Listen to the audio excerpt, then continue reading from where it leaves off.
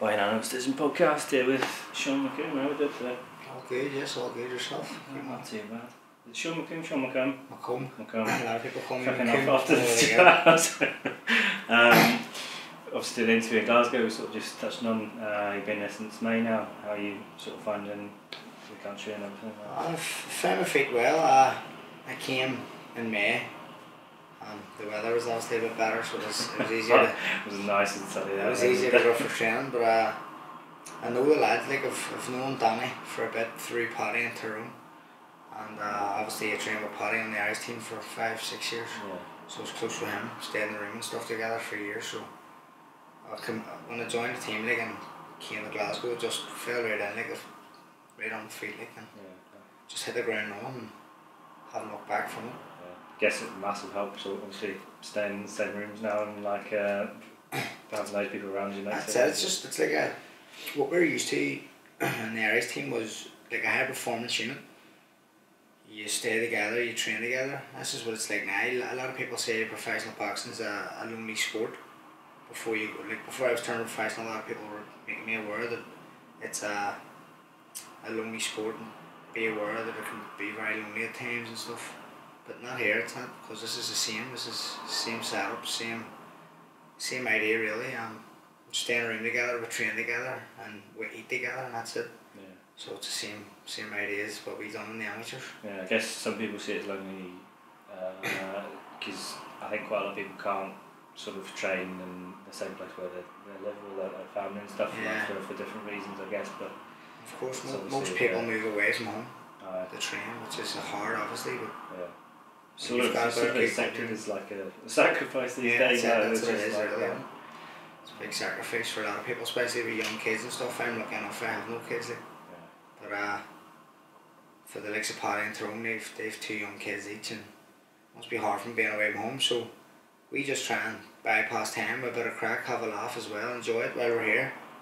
Instead of being miserable, always down, being about the house, we're always just trying to lift each other up and get on with it, like, you know what I mean? Heard you had a poker game last night. How'd you get on with that? Tyrone cleaned up. Tyrone and Sam's afraid of win. He just got to lose money, so he was keeping every chip for himself. I think he had a couple of chips sparring his paddle as well. I've heard there maybe 1 or 2 underhand cheating going on. You have to watch them, so you do. You have to keep a sharp hand. Tell me, it's wild. No mates in this game. No mates, so especially when money's involved. How did you get into boxing, sort of, originally? Just through my family, really. There's an amateur boxing club, an amateur boxing gym in my area. It's about a minute walk from my house, like. And my 2 older brothers boxed. My dad done a bit of boxing. My uncle's done boxing. Just came through the family, really, and had no excuse not to go with the boxing club being 200 yards away from the house, like 300 yards away. And just 2 brothers were successful Irish champions, and I just followed in their footsteps, hoping to get an Irish title myself, and I did. It just gave me the hunger to push on for more. Did your dad ever box at all, or was he just... He boxed, but he wasn't any good. He was shit. You're like, how am I going to work this stuff? His nose, you can tell by his nose anyway, he's a flat nose, so he must have got out early. He must have got out early, because he was getting too much punishment. In Antrim, like, where you grew up, right? Yeah, Belfast, was that sort of around that area? Was boxing and football, I guess, were the main sort of...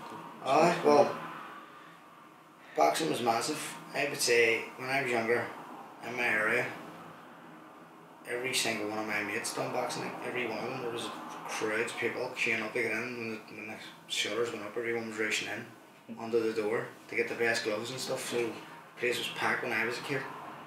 I think I was the only one that stuck it out. Football, a lot of people played football as well. When I was younger, we all done a ring to keep us just anything for a bit of crack. Like, played GAA sports as well, Gordon Mona. There's a local club called Gordon Mona, which do GAA, they do Gaelic and hurling, which a lot of us played, and boxing and football were the three main sports played, like. And I played them all, just was just better at boxing than I was the rest. I'm going to say, you obviously sound pretty sporty, just enjoyed all sports basically? Just enjoyed it all. It just kept me out of trouble, like, so I was a sporty kid growing up and enjoyed it. I still played football right up until last year, and obviously turned professional, I had to stop. But I still enjoyed playing football right up until now, like, but it's one of them things. Do you support a team still? Sport Man City. We're doing alright. Are you a new fan or are you? I supported them through some tough times as well. Like, my dad's a Man City man, like, so okay. I really had no choice growing up. Like, two brothers there, turncoats there, United. All the uncles on my mother's side brought them to the United game when they were younger, and changed over to Man United. So me and my dad's Man City, and the two brothers are Man United. I was going to say, sort of unusual, especially in Ireland, to support Man City. Obviously, you've got the Liverpools and the Man U's and all the bigger like clubs. Celtic, Rangers and That's right.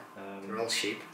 Just follow along. You just been a bit different. Do you remember the first time you went down to the gym and sort of how you find putting on the gloves and things for the first time? I can remember my older brother, David, he told me he was taking me to boxing one day during the week. He says, I'm taking you to boxing next Monday when you're 8, because I turned 8, I think, on the Sunday, and you weren't allowed to join boxing until you were 8. So I'm taking you to boxing on Monday, so make sure you're good. And I don't know what I was doing, but I can remember being around my cousin's house, and he was running about everywhere. I was out his back, trying to fix a punctured foot on a bike, and my brother was running about everywhere, obviously look at me, and he had to train himself, so he had been training for 6 o'clock. He's running about, look at me, he was running around the back garden of my cousin's house. He goes, what are you doing? It was like 10:06. I'm fixing this bike. He goes, I told you I was taking you to boxing tonight, hurry up, come on. And I was like, oh, that's right, I have to go boxing here. So I ended up on the boxing, and so I remember going down, not really, like, loads of my mates were already doing it, who weren't really into boxing. And I was like, happy days, everyone's here who I know, and then from there I just loved it. I didn't even train, to be honest with you, just messed about. It just keeps you something to do. You just messed about. I just constantly just fucked about and just run about, digging people and hitting bags and upstairs, just running about like it was a playground. I mean, didn't really take it serious, obviously I was only a kid. And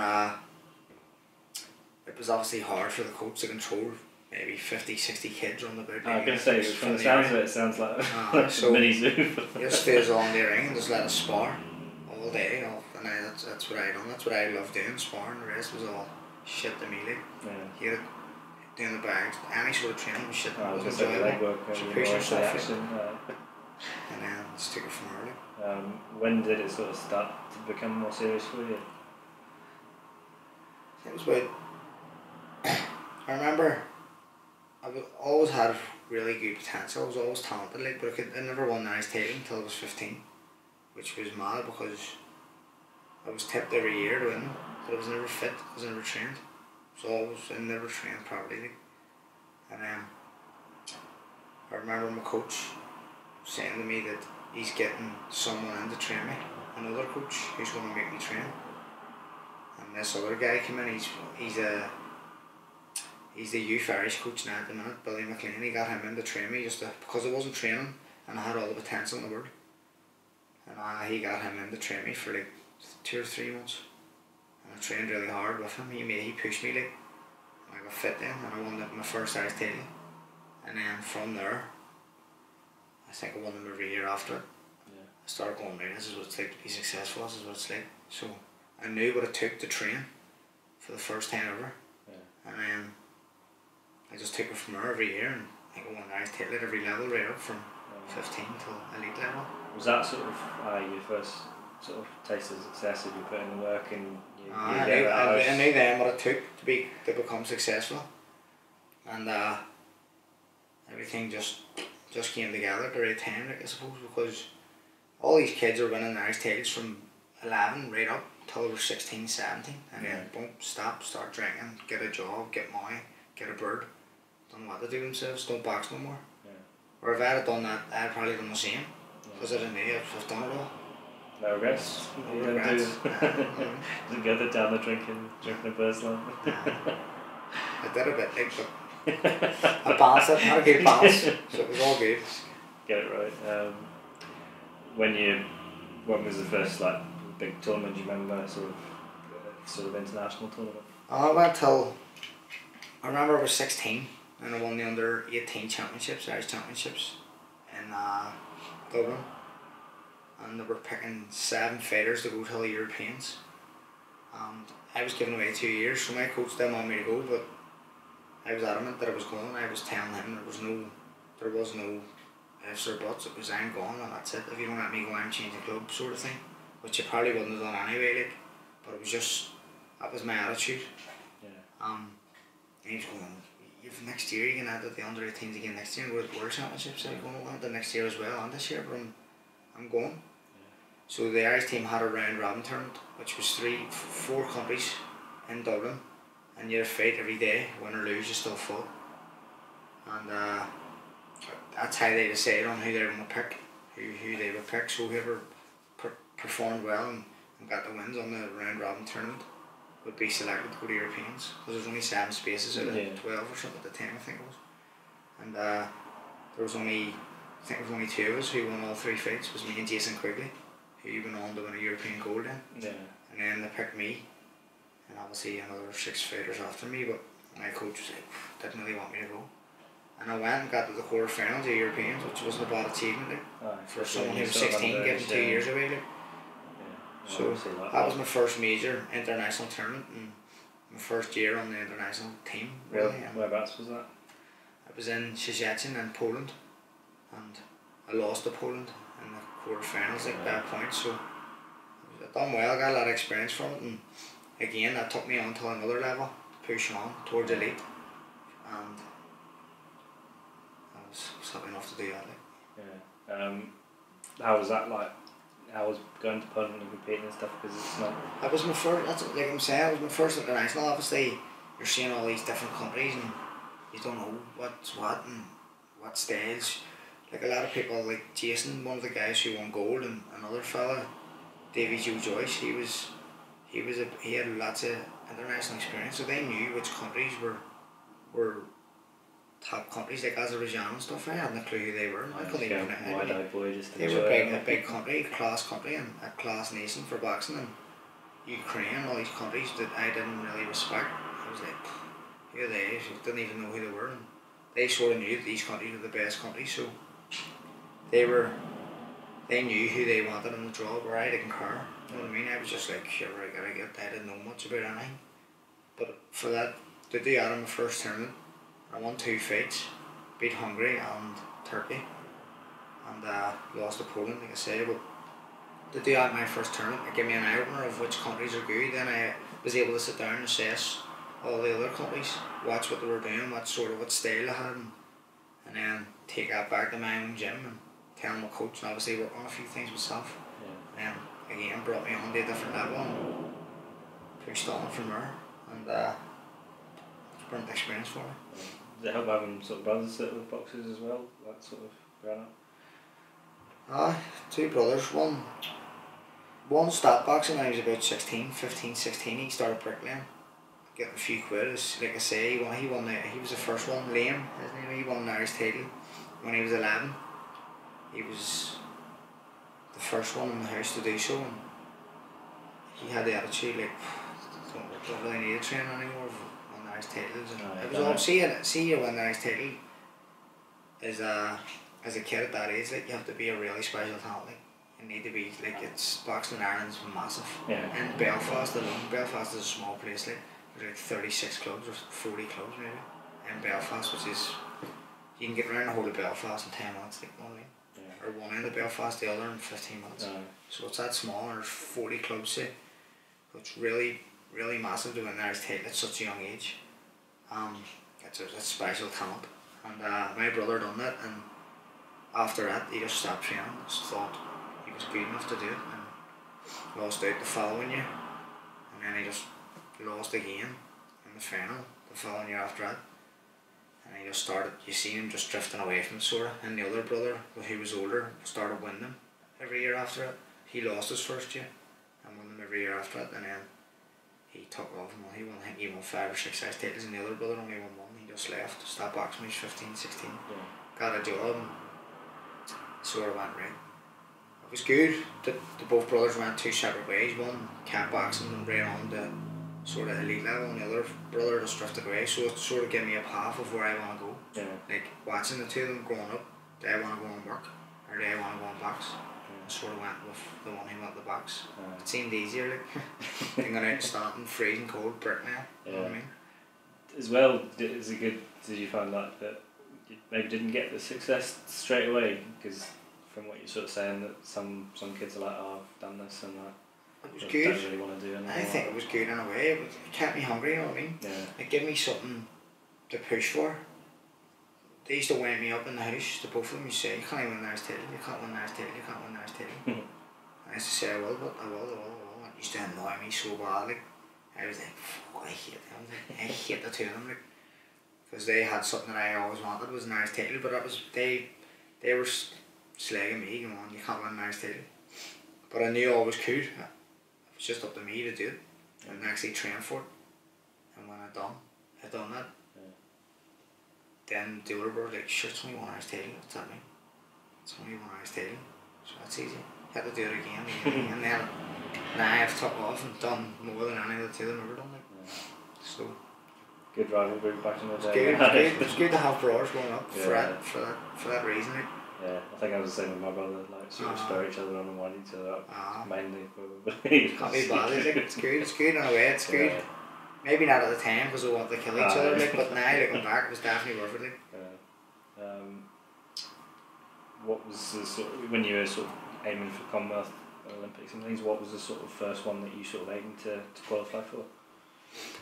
Olympics was all my dream. Didn't care about Commonwealth Games, to be honest with you.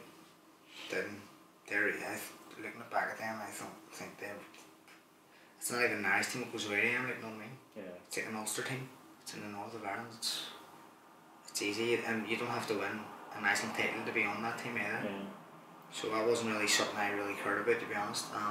So when you see people talk, obviously Commonwealth's limited with the amount of countries,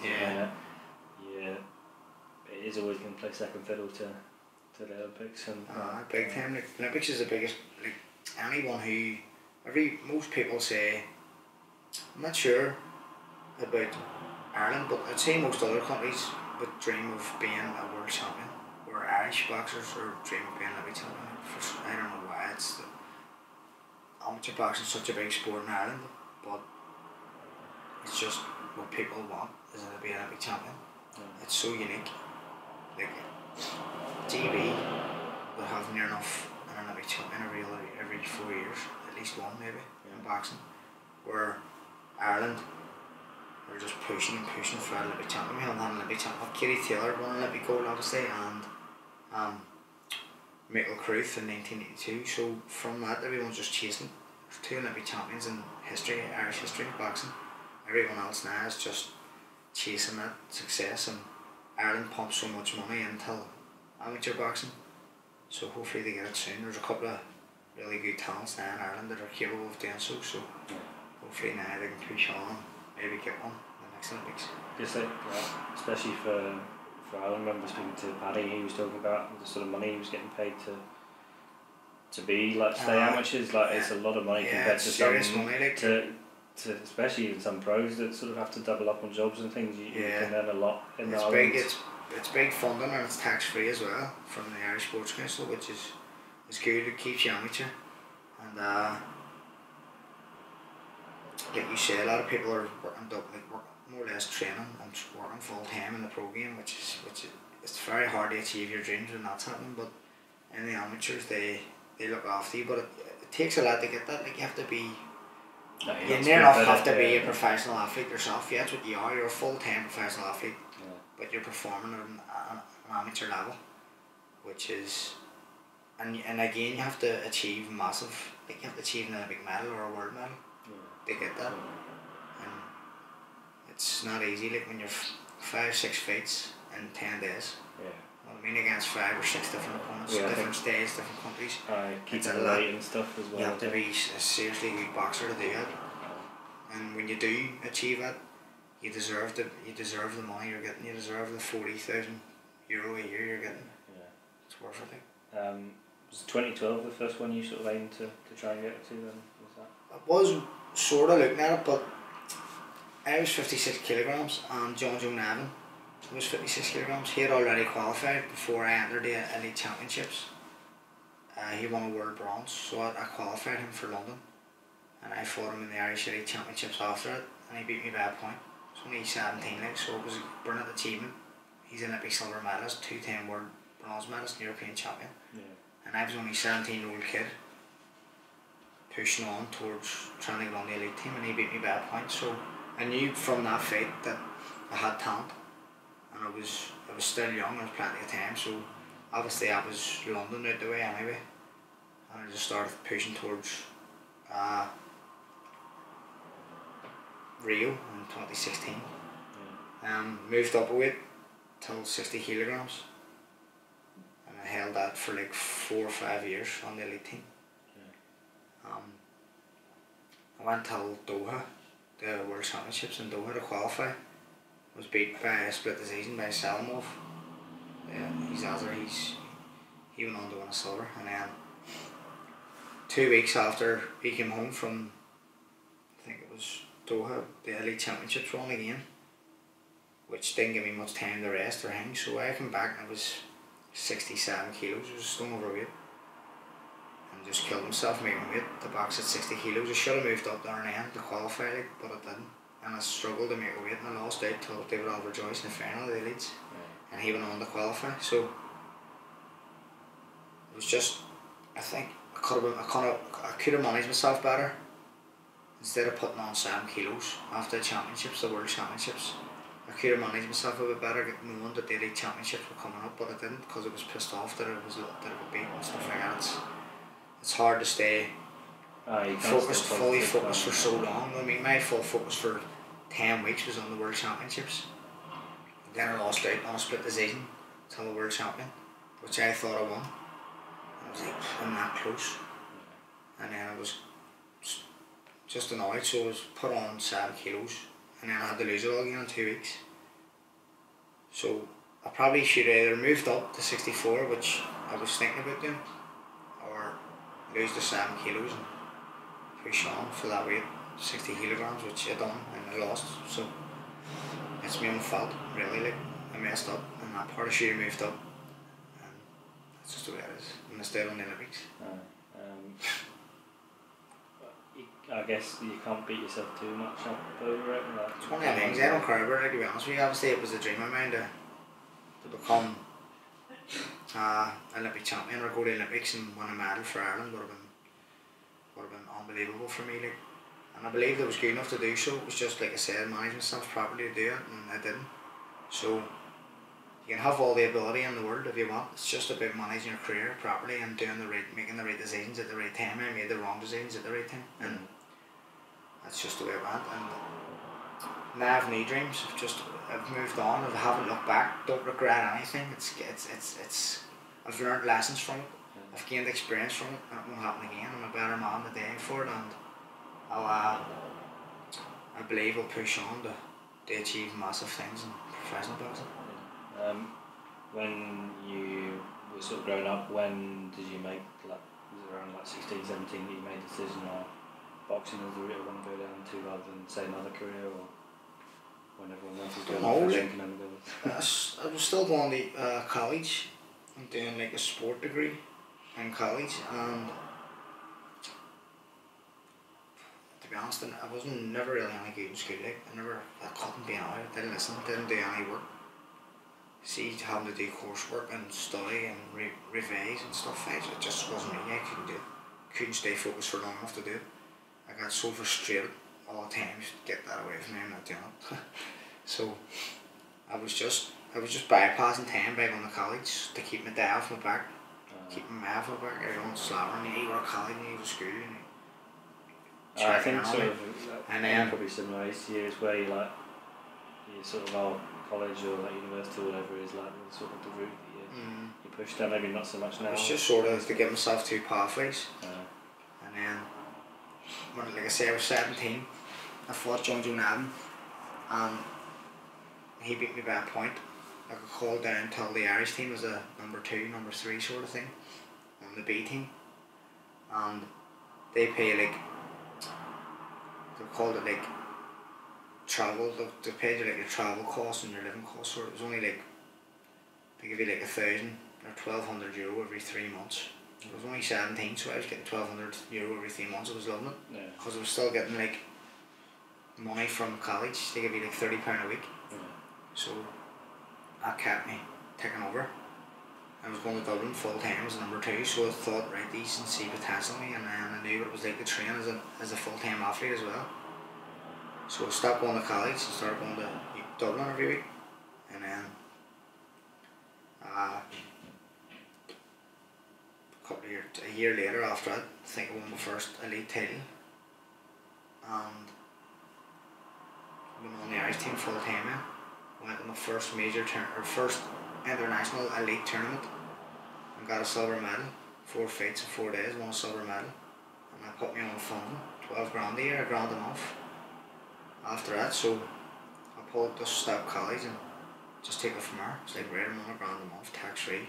It's better than what I was getting at college, and I'm only 18, coming 19 or 19, whatever it was, and took on from there. And again, I went to the World Championships and secured myself funding again for the following year, because I got the last 16, which was 12 grand again. I won 2 fights, and then from there, just every year I was on funding. I went up to 20 grand.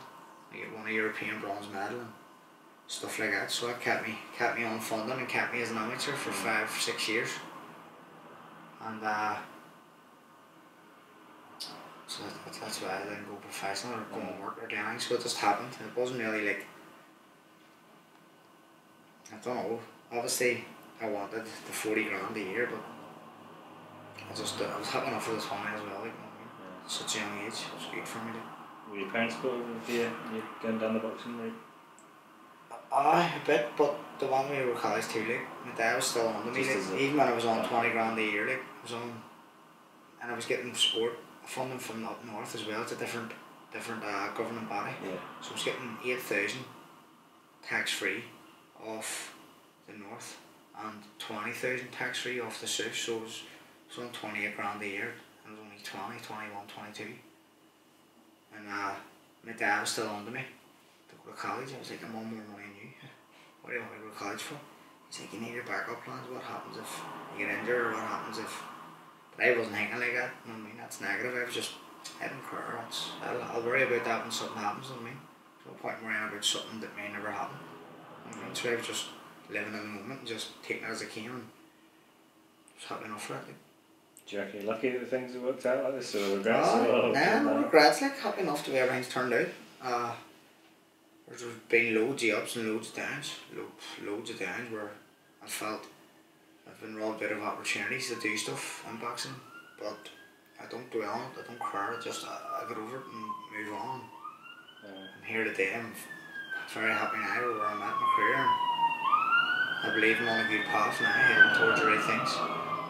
Yeah, so when I've talked to most boxers, they feel like they've had like negative decisions against them, but I think you have far more than any boxer I've seen. There must be a point like where it starts to eat away at you a bit, like this can't keep happening. A lot of people do feel they've lost out on the wrong end of the seasons, close to seasons, but I'm telling you now, there's no one in boxing that's been through as much bad decisions as I have. Like, it's a joke. It's like I've lost out on loads of massive opportunities to become a very successful amateur due to it, and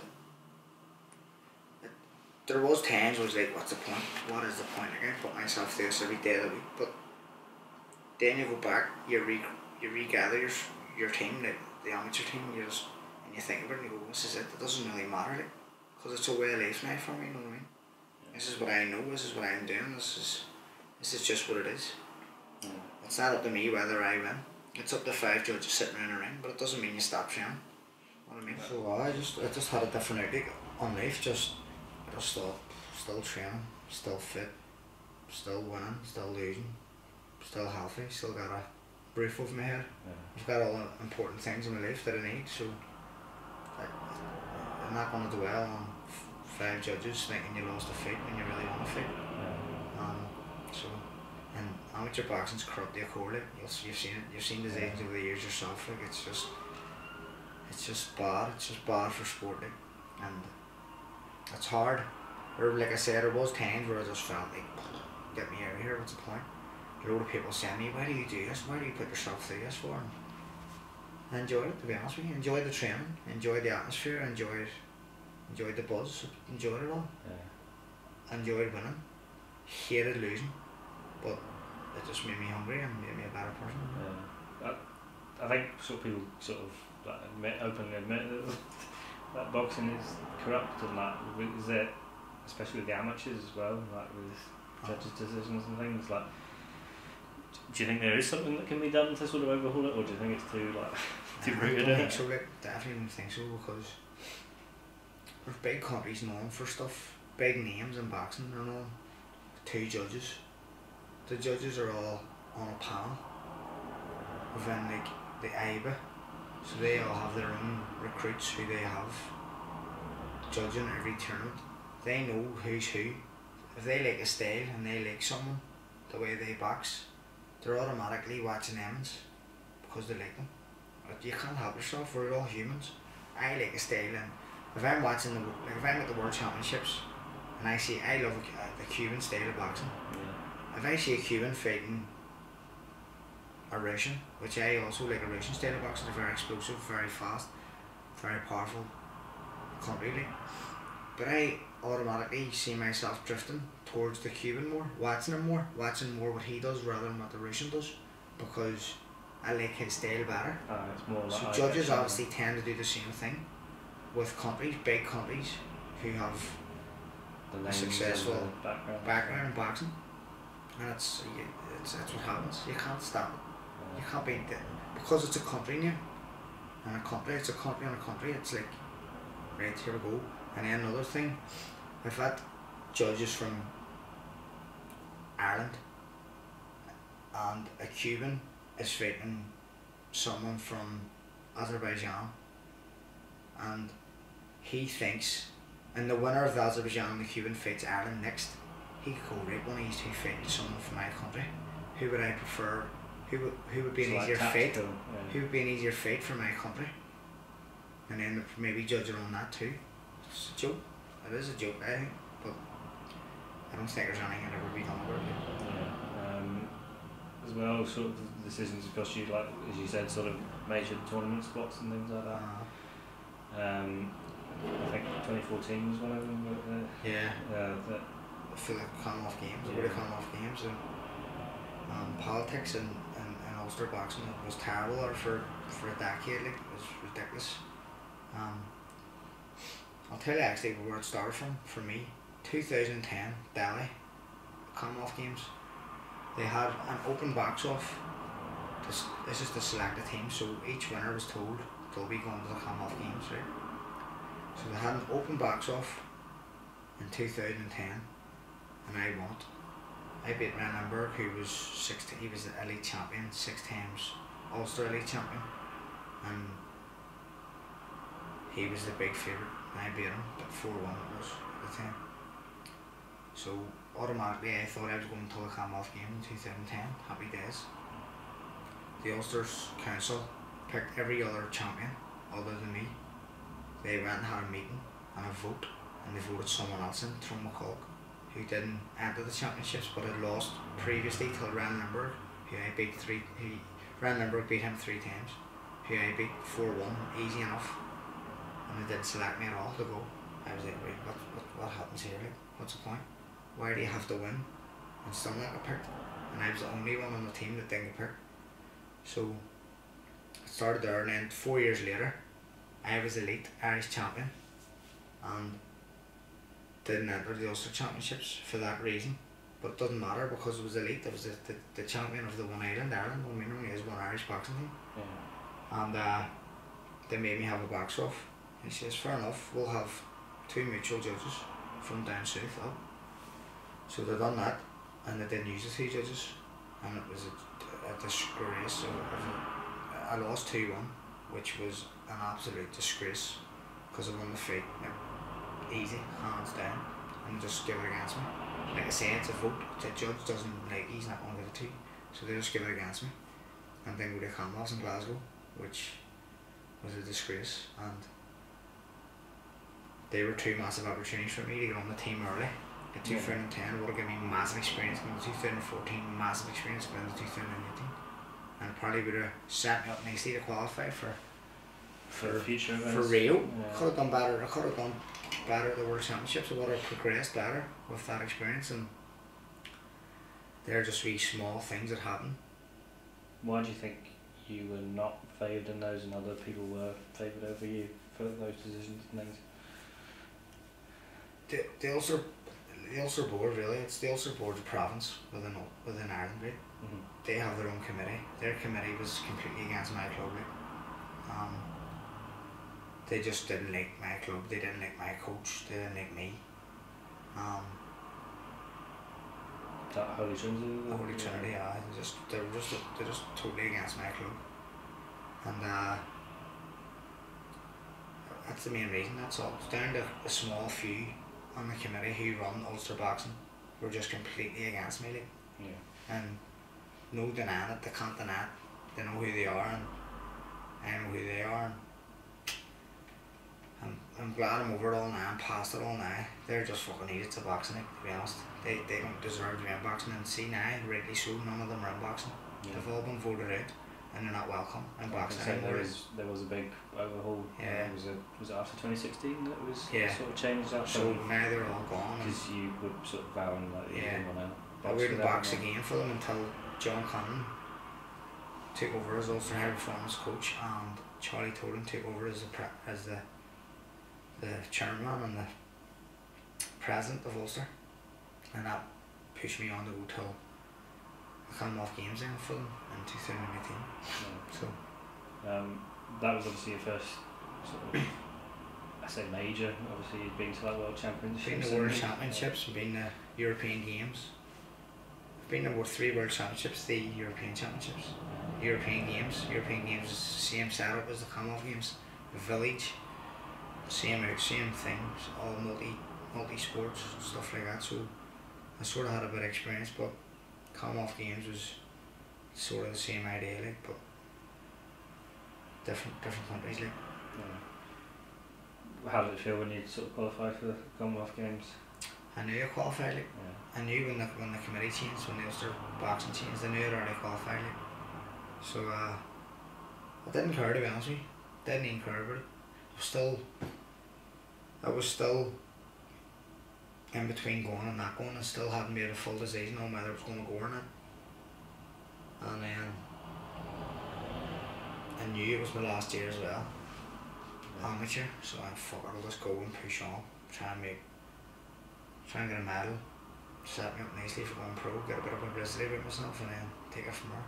Yeah. So I've been selfish and just done it. Yeah. How did you find the tournament as a whole? It's good, like, it was a good setup, straight as a burning place. Couldn't ask for it to be in a better place, to be honest. And we were out there for 5 weeks, brilliant training, brilliant sparring. I was flying, tough draw. Lost out on a split the season to England, like McComb, and I went out and got arrested as well. So I was going to say, just after sort of most countries do as soon as they finish the tournament, they go and let their hair down. And most people do. A lot of countries do, and a lot of countries loot. One thing about the Irish is they're probably well known for their drinking, like, obviously, but we don't loot. Yeah. The Irish coaches don't allow you to drink at all. Once you have an Irish top on, an Irish vest on, you're just not allowed to drink. You're still representing your country, even if you're in or out of competition. But like I said, I was probably selfish of me because I still had teammates in the competition, and I was team captain as well. So I should have been more professional in terms of looking after them, getting what they needed and stuff. But instead, I knew it was my last tournament. I was never going to box amateur again, so I went, fuck it, went out on the drink. And got arrested. And I was stupid. fight a doorman. But Right. Well, I was reading sort of online sort of the way things like progress from it. Somebody got leaked to one of the local press, like Australia, and then police sort of got involved as well, obviously, and then I think somebody from one of the Irish boards, Northern Irish boards, like commented on it, saying it was like, I can't remember the exact wording, but I think it was pretty damning of yourself. And then a few days later, when they reviewed like the footage and stuff of the event, and like sort of got vindicated. The Commonwealth Council, the Northern Ireland Commonwealth Council, done me no favours at all. Like,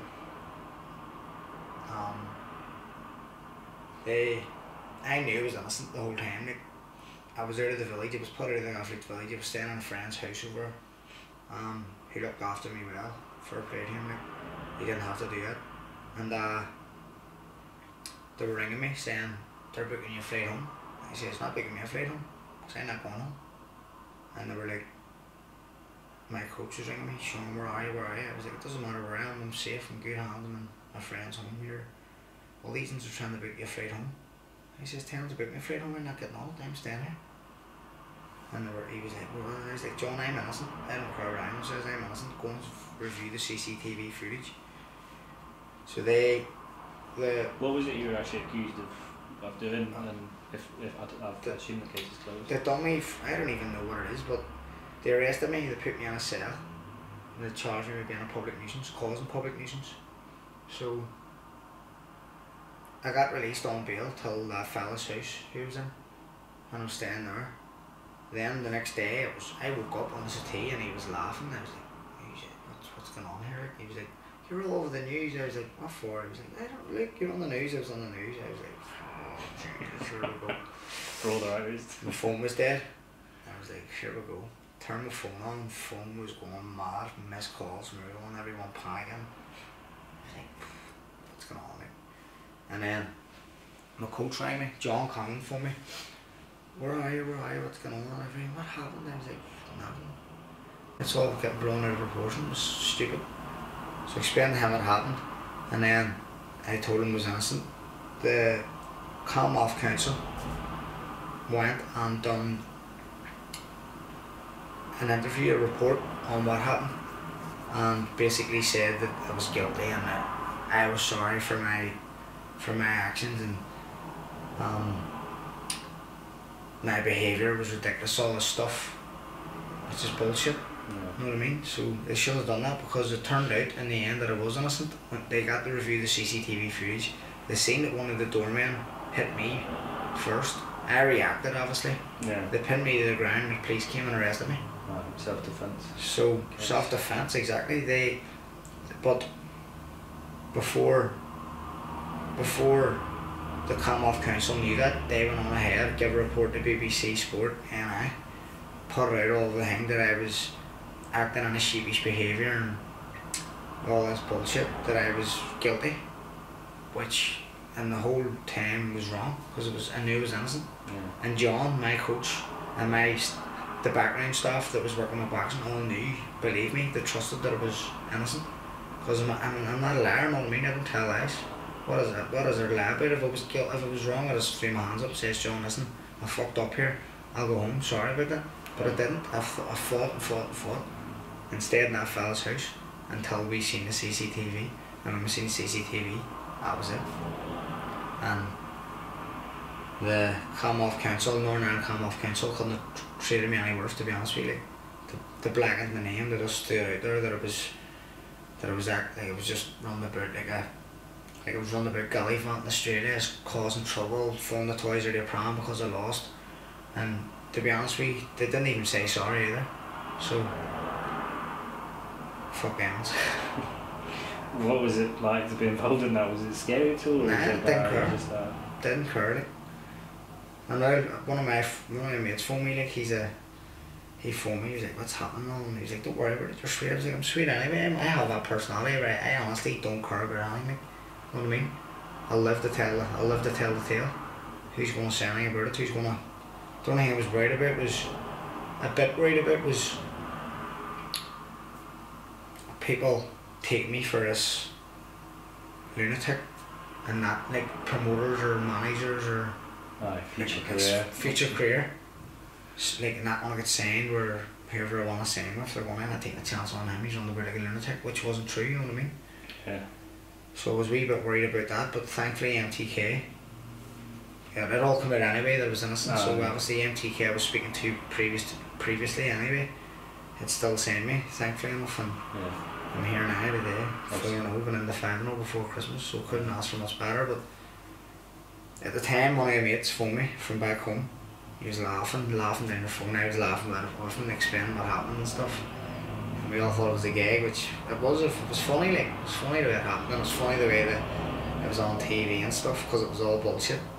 And he was saying, look, listen, don't worry, nothing happens to you, it happens for you. Like, it'll happen for you. And then a couple of hours later, or 2 days later, it came out that it was innocent, and he was laughing. Told you, it's. A lot can change in a few space of a few days. Yeah, obviously going pro with MTK pretty much soon after the tournament. Obviously a few familiar faces in the Irish involved with MTK, and obviously that helps you make your decision, I guess.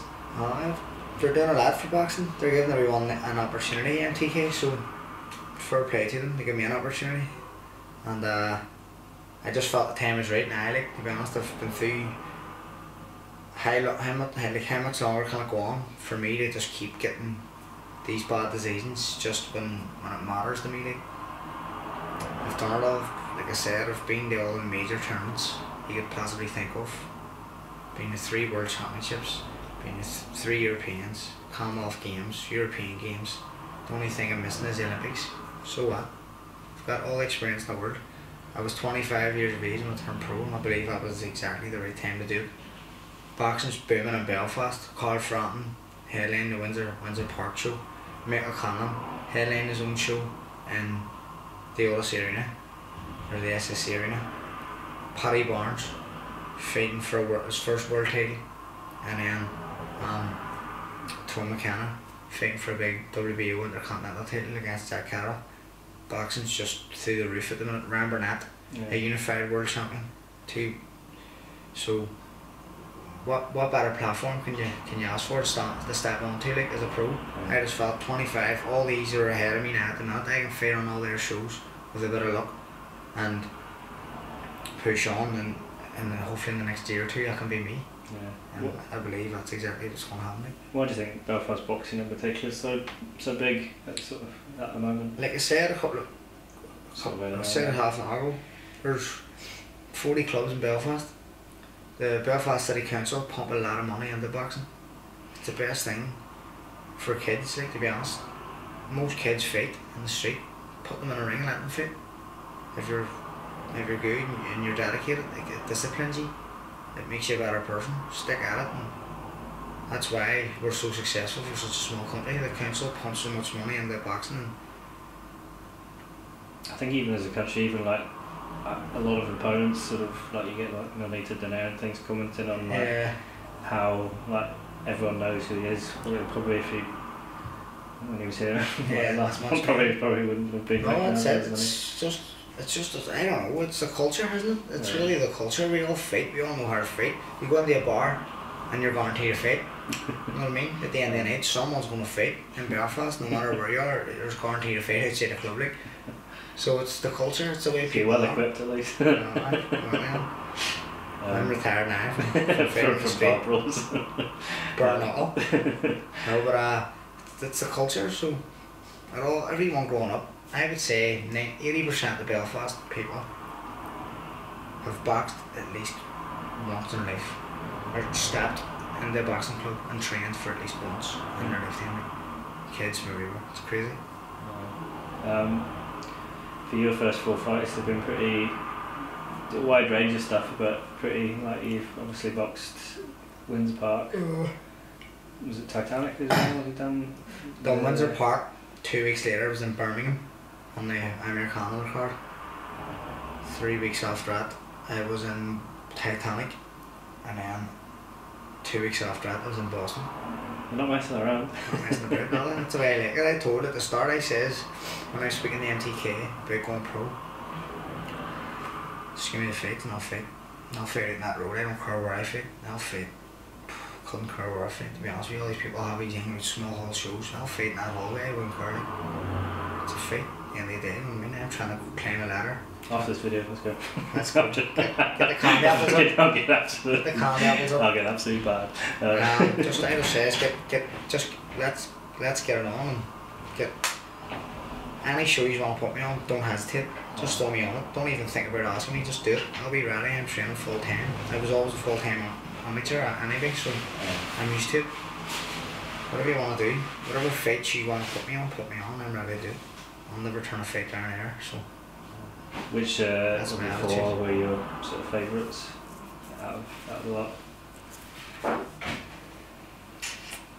Windsor Park was good because it was home and it was my debut. Like, it doesn't matter where your debut is. My debut could have been anywhere in the world, but just because it was my debut, it was just special. You know what I mean? Especially having like family and friends and stuff down to. And it was a load of family and friends down there, so I love Boston too. Like, Boston's hard to top as well. In American debut, sort of like a debut. It's like a debut all over again. I love Boston. It's fully Irish as well. Like, so I met friends over. So you almost missed out on that as well. I was a nightmare as well. If anything bad is going to happen in boxing, it's going to happen to me. Like, it's a fucking disgrace. I am the Rosebud, and everything can possibly go wrong happens to me. I just want to explain if people haven't seen that. Just explain what sort of happened with your visa and things. Obviously, I went to Dublin airport. They have a US thing in there, like customs in the Dublin airport, so it's handy to get it done here. So I go down, and visa, have my ESTA, everything set, ready to go to Boston on the Wednesday or Tuesday maybe. I'm due to weigh in on the Friday, fight the Saturday. It was a Wednesday, I was travelling. Gets down with my coach, well, Danny's dad, George, and Dominic, his son. So we're travelling to Dublin, day going through, I pull in the customs, questioned. Don't have a visa. He says, don't need a visa, Vanessa. He says, you're a professional boxer. Are you earning money? I says, no, not on US soil. I earn my money in the UK. And they were like, you're still a professional boxer, you could potentially earn money on US soil. I was like, potentially. So like, what is it, like a prize fund or something? I was like, oh, it's a prize fight. So you're allowed to have a prize fight on US soil, because if I had lost, I was getting no money. If I had won, I was getting money. So they wouldn't let me in anyway. Had to travel home. I sat around the airport all day trying to get it sorted. Phoning US Customs, phoning Matchroom, phoning MTK, back to US Customs, Matchroom. I was in the airport for 9 hours to find out that the last flight had gone anyway to Boston. I can't get on it that day. Had to go home. Phone Matchroom solicitors, had to get a letter sent across to US Customs to explain to them that it was a prize fight. And if I had lost, I potentially wasn't winning any money. And if I had won, then I was winning money. And all this stuff. Then I sent it to US Customs, rang them and explained to them what was going on. He said, send me it in an email. I sent it to the head of the US Customs in an email. Then he replied the next morning at like 10 o'clock saying, yes, we'll let you in on them basis without a visa on your ESTA. So I booked the next flight at 4 o'clock, drove to Dublin again and flew out, and didn't get in until like 11 o'clock at night, the day before the weigh-in. Starving, dehydrated, tired. Woke up the next morning, done a bit of training, weighed in, and fought on the Saturday. But still got the job done. Still glad I went, still glad I done it. Still a good experience. Met up with a few friends after as well. And good to see a few friends from back home. They travelled up from New York as well for me, so it was good. Like, good to have a bit of support over as well. You're now an expert on US Customs law from Ireland as well. I know what inside out. I'll not do that again anyway. Yeah, what was your sort of desire of just boxing in America? Was that just something you wanted to do, or was it just like giving a fight somewhere? Just, no, I'm not sure how it came about. Obviously MTK were on with Matchroom. It was Eddie Hearn's show, and they must have just said about having me on one of their shows in the US, and I was very thankful. When I heard the news, I was delighted. I was buzzing for it, couldn't believe it. obviously a lot of boxers don't get that opportunity, like. Yeah. And I did so early in my career, and I performed very well, got a second round knockout, so hopefully I impressed enough for them to get me back again and sometime in the future, and in a bigger fight, be class to do that as well. So here's hoping anyway. Do you have any sort of dream venues where you'd like say, oh, this is where I'd like to fight one day? There's talks of the GAA pitch Antrim have up in Casement Park, and it's on the Andersonstown Road. They're talking about turning that into a big stadium, a big GAA stadium. I think if I ever get a world title fight, I would love to have it there. If it's built by then, which would hopefully be 2 years. If it's built by then, it'd be massive. Probably hold 30,000, 40,000 people.